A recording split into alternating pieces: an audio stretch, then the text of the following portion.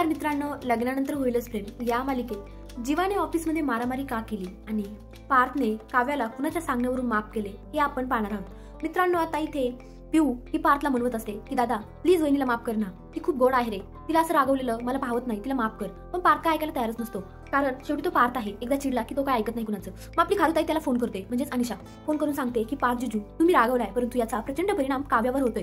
तुम्ही आमच्या असं मांजरीला असं रागवू नका हो, ती खूप साधी आहे, भोळी आहे, तुम्ही तिच्यावर रागवलं ना की तिला खूप फरक पडतो, तिचं मन नाही लागत अभ्यासात आणि आमचे प्रिलियम जवळ आलेले आहेत. आता पार्थ डोक्यात उजेड पडतो की खरंच माझ्या रागवण्यामुळे खरंच काव्यावर इतका परिणाम पडतोय का, खरंच माझ्या रागवण्यामुळे काव्या इतक्या गोष्टी सहन करतात का, त्यांच्या प्रिलियम जवळ आल्यात, त्यांच्या अभ्यासात मन लागत नाही, मग माझं रागवणं चुकीचं आहे का. या सगळ्या गोष्टींचा विचार करून आता काव्या पार्थ काव्याजवळ जातो आणि काव्या मात्र उलट पुस्तक घेऊनच वाचत बसलेली असते. मित्रांनो, शेवटी नवरा रागवलाय म्हटल्यावर बायको परिणाम तर होणारच ना. कोणती बायको नवरा रागवल्यावर शांत बसेल, कोणत्या बायकोला छान वाटेल.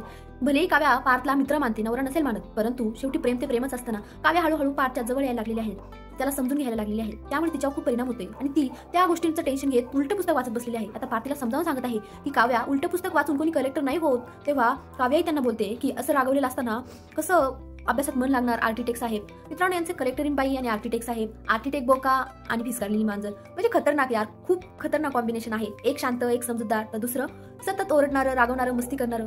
म्हणजे opposite poles are attract to each other असं असतं ना, तर ते खरंच म्हणजे हे दोघं अपोजिट आहेत, पण ते त्याच्यामुळेच अट्रॅक्ट होतात हे मात्र खरं. तर मित्रांनो, यांची जोडी खरंच क्यूट आहे. पार्थ तिला आता खूप छान पद्धतीने समजावून सांगत आहे की तुम्ही माझी मैत्रीण आहात आणि मैत्रिणीची चूक ती माझी चूक, त्यामुळे मीच तुम्हाला सॉरी बोलत आहे. आणि आता अखेर त्यांच्यातला दुरावा मिटलेला आहे आणि दोघे जण आता इतके आनंदी आहेत, खुश आहेत, खूप एकमेकांसोबत छान गप्पा मारत आहेत. तर मित्रांनो, आता पार्थने काव्याला छानपैकी चष्मा घालून आता तुम्ही चांगला अभ्यास करा आणि पटकन IAS व्हा असं आता म्हणत आहे. मित्रांनो, पार्थलाही खूप घाई झालेली आहे की माझी काव्या देशमुख कधी IAS होईल आणि मी तिला कधी IAS झालेलं पाहावेल.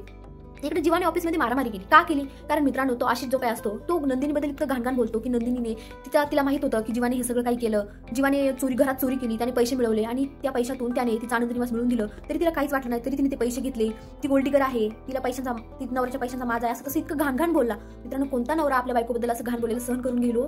बरं चांगलंच केलं जीवाने, मला तर वाटतं खरंच चांगलं केलं.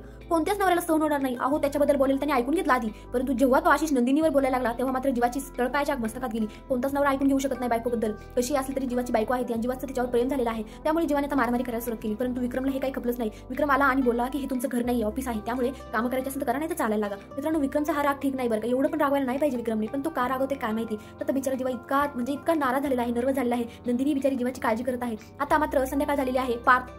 पार्थ काव्याला समजून सांगत आहे की जीवा हा खूप वेगळा आहे, तो त्याच्या मनाला वाटत तसंच करतो, मनाला वाटत तसंच वागतो. आणि इकडे मानिनी काळजी पडलेली आहे की जीवा अजून घरी का नाही आला. तर विक्रम बोलतो की मी त्याला ऑफिसमधलं काम करायला लावलं आहे, त्यामुळे तो अजून घरी आलेला नाही. आणि आता जीवाला लिफ्ट सुद्धा भेटत नसते, बिचारा एकटाच फिरत असतो रस्त्यावर. आणि मात्र त्याची ही गोल्ड परी आता त्याला घ्यायला गाडी घेऊन येते. बापरे, किती छान, म्हणजे बायको नवऱ्याला लिफ्ट द्यायला आली. तर जीवा आता आश्चर्यचकित होतो, म्हणतो नंदिनी बोलते हो मी आले, तुम्हाला लिफ्ट हवी ना, चला तर मी तुम्हाला लिफ्ट देते. तर जीवा बोलतो तू खरंच आली आहे की माझं स्वप्न आहे. नंदिनी बोलते नाही मी खरंच आले. तर आता नंदिनी आणि जीवा दोघे जण मस्त गाडीवर बसून मस्तपैकी घरी जाणार. मित्रांनो, नंदिनी सारखी बायको भेटायला खरंच नशीब लागतं. जीवाने नशीब काढले की त्याला इतकी गोड बायको भेटली. आता नंदिनी मात्र हे सगळं या सगळ्यातून जीवाला कशी बाहेर काढणार काय वाटतं कमेंटमध्ये नक्की सांगा. धन्यवाद.